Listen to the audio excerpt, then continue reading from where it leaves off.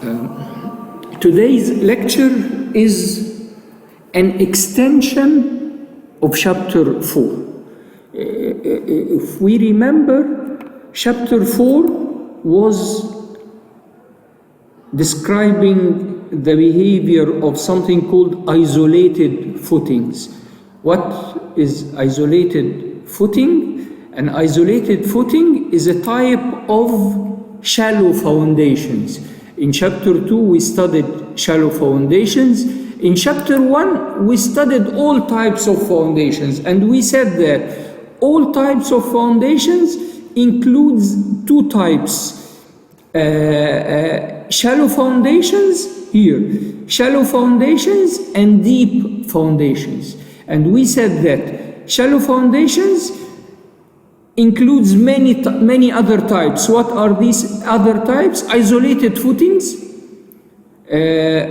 combined footings, raft footings.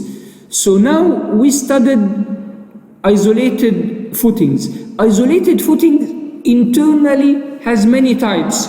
Square type, circular type. Of course, both are normal. Square, circular, rectangular. The three have the same method of design of isolated footing. But there is something called strip footing. It has a special, some modification in the design. So we need to know what is strip footing. Then we need to know what is combined footings, and maybe we would have time to study raft foundations. By this, we cover all the shallow foundations. Of course, in the deep foundation, we studied all types, driven, board, caissons, everything we studied in deep foundation. But we still need to cover the strip footing and the combined footing as a minimum to help you understand most types. So this we studied in the chapter of the types of foundations. Then we studied shallow foundations in particular. Then we studied isolated footings. Of course, before studying isolated footings, we had to study bearing capacity and settlement, so that we would be able to design any type of shallow foundations. So the first type we studied was isolated footings. We studied isolated footing subjected to normal force and to normal force and moment, and we studied the cases of moment, whether it is permanent, temporary, in one direction, in two direction, everything we studied concerning the isolated footings. Now we need to study the strip footing. What is a strip footing? A strip footing is a part of isolated footings, but in case I have lots of columns on the same straight line. Suppose that I have maybe the columns of a fence. I have a fence, and this fence includes maybe one column every 4 meters. Maybe if this fence is huge and big, maybe I would need, instead of doing separate footings for each column, I would make one strip footing. So it will be a very long footing with many columns. Or maybe instead of columns, I would have a wall. Instead of these columns, and in between the columns I would build bricks, I can replace this and use a wall. So in this case, I will have a long footing with a wall in the middle. So this is called a strip footing. That's why when we come to this example, we are going to go directly to strip, to the example of the strip footing. We don't need any explanation, because all the explanation is given in chapter 4, isolated footings, how to design a footing. This is a special type of this isolated footing because instead of having one column, I have multiple columns close to each other, or instead I have a long wall and I need to design this wall.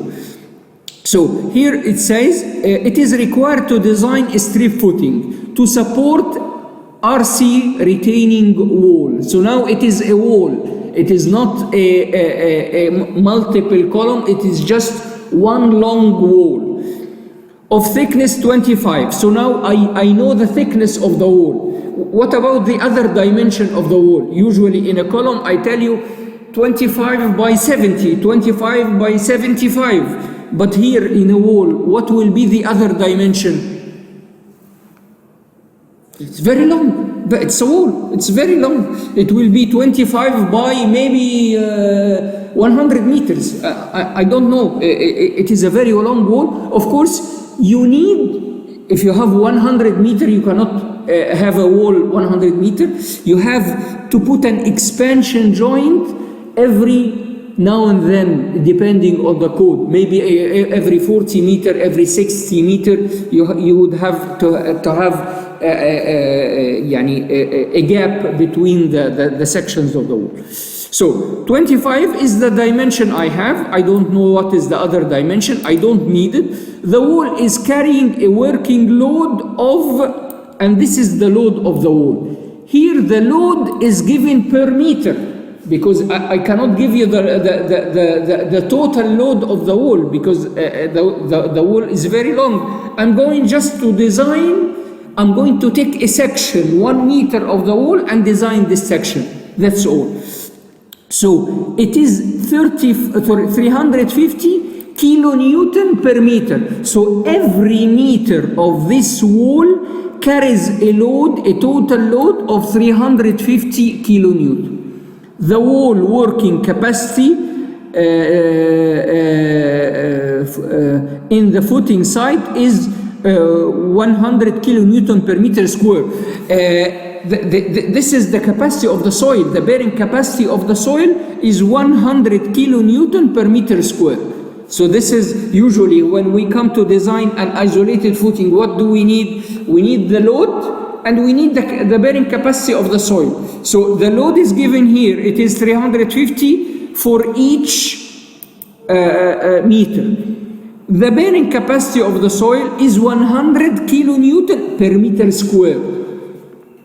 And I have FCU and F yield of the FCU of the concrete and F yield of the steel. So it is, if you compare this example to the other example of the isolated footing, you will find more or less that they are the same with some differences. So this is the example of the strip footing. Let's see, this is the example of the square footing. I have here, it is required to design a rectangular footing. Here it is a rectangular footing. Here it is a strip footing. So what is the difference? In case of a rectangle, the dimension will be 30 by 80. In the other, the dimension is 25 by God knows how much. It is the full length of the wall. Then the column working load, it is fixed load. It is a fixed load that is given. But in this case, the load is given per meter because I have a long wall. So each meter of the wall carries a portion of the load. Then here, the bearing capacity of the soil is 120. Here the same, the bearing capacity is 100. So this is the same. FCU and F yield both are the same in the other example. So the difference between a strip footing and an isolated footing is in the dimension of the column. Here I have 2 dimensions. The other, it is just 1 dimension, and the other is very long. The load is given as a separate, as a fixed number. In the strip, it is per meter, and the rest are exactly the same. So now this is my example. How can I do it? I will follow exactly what I have done before. Given that wall thickness 250, what is the working? If you remember, we usually what we do, we take the given load as the working load because it is the working load that was given.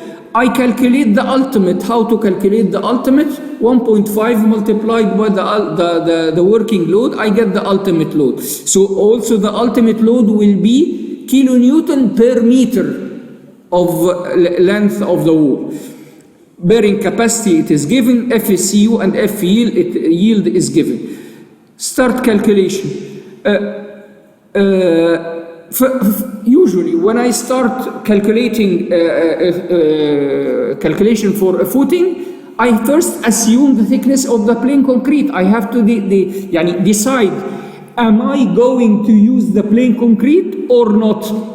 If I want to use it in my design, then I have to assume it 20 centimeters or more. If I don't want to use it, then it will be less than 20 centimeters. Here it is taking 30 centimeters. I always say it is better to use the plain concrete. Don't use 50 centimeter plain concrete. Just use something between 20 and 30 centimeters because you will have to put the plain concrete in the site to have an environment that is suitable for work. So you are going to put at least 10 to 15 centimeters and you'll not gain anything except a clean environment. So why not add another 10 centimeters and use it in the design so you are saving money?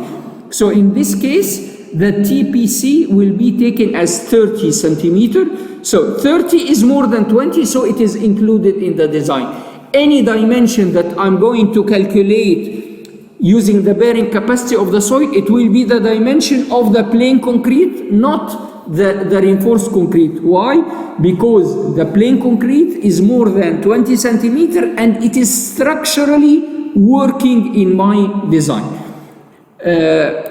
So what is the required area of PC here? Because as we said, it is the wall. I'm going to study a section of 1 meter. So in this section, I have 350 kilonewton because we said that the wall is 350. Of course, here we are going to use the allowable. Why? Because we are going to deal with the code of the soil, and the code of the soil is using the allowable bearing allowable values of load. So 350 divided by the bearing capacity of the soil. The bearing capacity of the soil is given. So this is the amount. This amount represents what? It represents the area of plain concrete. And what is the area of plain concrete? The area of plain concrete is the width of the plain concrete multiplied by the length. Can anyone tell me what is the length of the plain concrete here? If I tell you what is the length of the plain concrete, what is the value of the length?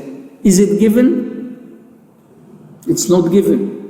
But it is given in an indirect way. We said that it is a wall, and we are going to study a section of the wall 1 meter. So what is the length of the wall? It's just 1 meter. So anything, the dimension of the length will be 1 meter because I'm studying just 1 meter. So the 3.5 meter square is the B of the plain concrete, the width of the plain concrete multiplied by 1 meter. So it means that the B of the plain concrete is 3.5. So I need a plain concrete mat or foundation with a width of 3.5 meters. The other dimension is 1 meter, and it is the same for each meter I study. So this is the first equation. I got B plain concrete. So now I can deduce B RC, because what is the difference between the width of the plain concrete and the width of the RC? The RC is less. Why is it less? Just as a reminder, let's see here. If this is the width of the plain concrete, what is the width of the RC? It is less by this dimension and this dimension. What is this dimension? If you remember, we said that in case I'm using plain concrete, this is plain concrete. This here is plain concrete. This plain concrete cannot carry tension. So what should I do to ensure that it is not carrying any tension? I cannot protrude here more than the thickness of the plain concrete. Why? So that if the stress is coming from here, it will just go like this with an angle of 45 degrees, ensuring that everything here is in compression, nothing is in tension. So if this is 30 centimeter from here to there, this is 30 centimeter, then this should also be 30 centimeter, and the same for the other direction. Okay, if this is 30 centimeter and this is 30 centimeter, and I know that from here to there it is 3.5 meters. So what is the remaining for the RC? 3.5 minus TPC minus TPC. So I end up having 3.5 minus 30 minus 30. It means that 3.5 minus 0.6. It means that I have this dimension from here to there. It is just 2.9 meters. This is exactly what we are going to say here. Here the B of RC is 2.5. Why didn't we calculate the LRC and the LPC? Because as I just said, both are 1 meters, because we are studying a section of 1 meter of the wall. The same, I will follow the same. I need to calculate the moment. Which moment? Here is the column, here is the leg of the wall, and here is the plain concrete. I now have soil pressure coming from below. This soil pressure is acting on the wall, and it wants to bend the wall like this. What should I do? I should put here steel reinforcement, and I should design this section so that it would carry this bending moment with, similar to what we done in the case of the isolated footings. So here I will just calculate the Z. The Z is the distance from here to the edge of the wall, or the edge of the column in case it is a column. So I will calculate this distance so that I can calculate the moment acting on this wall. So the Z is 290, which is the full length, minus the thickness of the wall, divided by 2. It will give me 1.35. So now I have here 2.9, which is from here to there. I just subtracted the thickness of the wall. I ended up having this and this. I divided by 2, so I got this only. So now I know how many meters is protruding outside of the edge of the face of the column. Then we can continue. What is the bending moment? This is a cantilever. The bending moment of a cantilever is WL squared divided by 2. What is L? It is the same Z that I just calculated. So what is W? It is the actual stress coming from the soil. So I will just need to calculate the actual stress acting on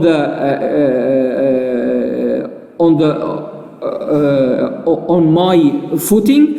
Here I'm not going to use here W actual. I need to calculate this. What is this? It is the total load coming on each meter of the footing divided by 290. 290 is this dimension. and the other is the other distance, which is 1 meter. As you see here, the wall, the drawing of the wall, I don't have an edge of the wall. I just have a dotted line at the beginning and a dotted line at the end. Why? Because I'm just studying 1 meter of the wall. So this 1 meter, so 1 meter by 290 in the denominator, and here I have the load. Divide by each other, I get the actual load acting on the footing. Here, the bearing capacity of the soil is acting on the PC.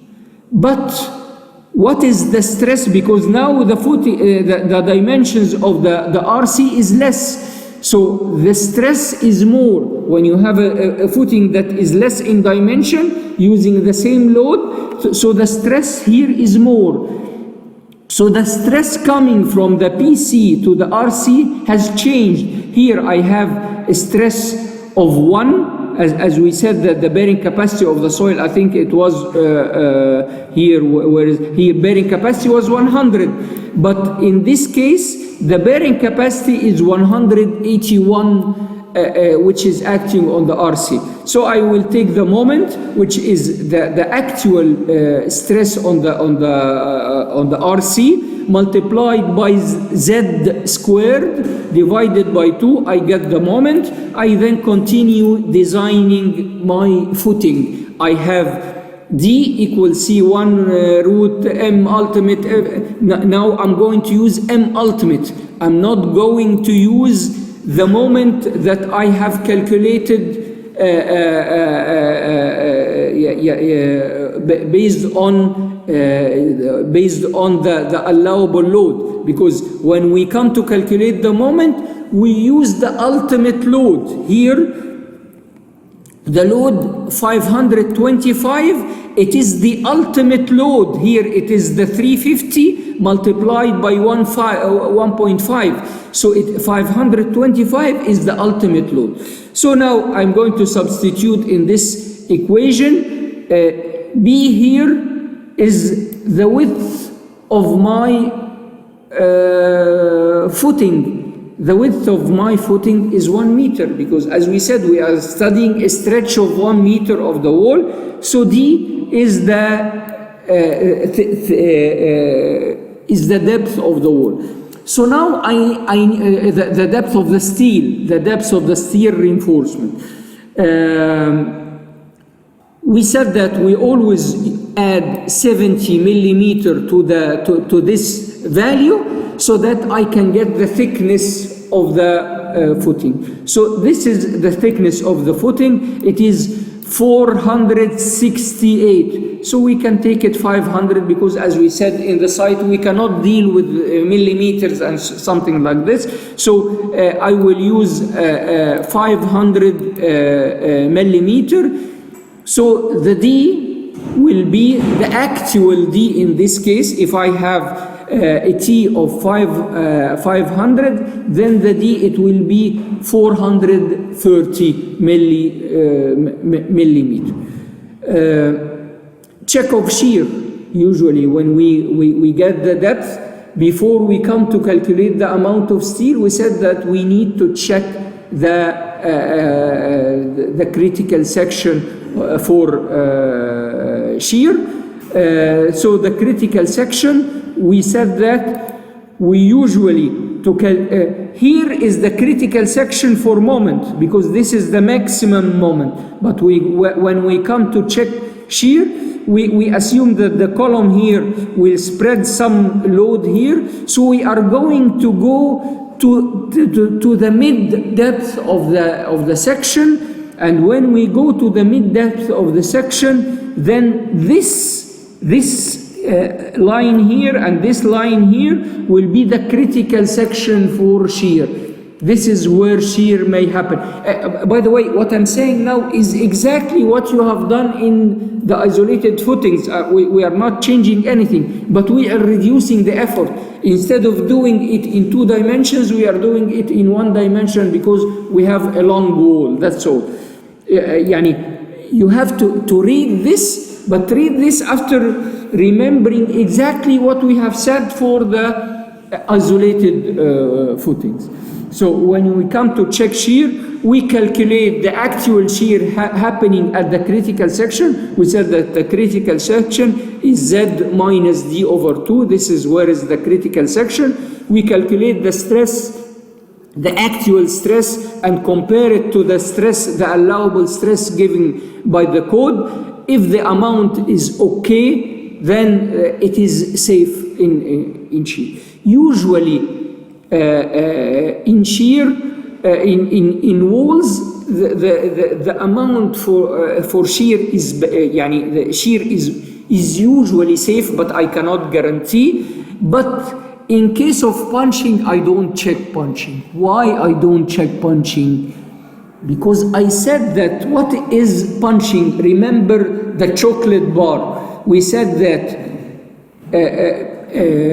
shear means that I take my chocolate bar and I just want to cut a piece out of it. Cutting a piece with my hand out of this bar. But punching means that I bring my mouth, my thumb, put it on the bar and press hard so that it would penetrate the bar. In this case, in an isolated footing, this is possible. The column is pushing on the footing and it may penetrate it. But the case of the wall is extending. I don't have a limit for the wall. It cannot penetrate. It is not possible to penetrate the wall. It is only possible to shear the wall. So we don't check punching. So as you see, this example is much easier than the isolated footing. For the isolated footing, I have to check shear, I have to check punching, I have to design both directions. Here I'm just studying just one direction. It is as if I have a column, an isolated footing, but this isolated footing I just stretch it in one direction so that I would have to design this direction only. So when I come to use this moment, when I calculate this moment and get the corresponding amount of steel, I'm going to put this steel in this direction. But what about the other direction? I'm going to put minimum steel. Because I don't have a moment in the other direction. This minimum steel I have to put it. So this is a very easy example to calculate the amount of steel. I assume the J, I use the equation for AS, I calculate the amount of steel, so the amount of steel is 5 bars phi 18. I'm going to put the 5 bars phi 18s as you can see it here. The other direction is minimum steel 5 bars phi 12 millimeter, and so on. This is exactly the same as the previous lecture for isolated, but it is reduced to be this strip footing. So actually today we did not take something new. It is just an application, a simpler application for the isolated footings. It is called the strip footing. This ends our small lecture for today. Thank you.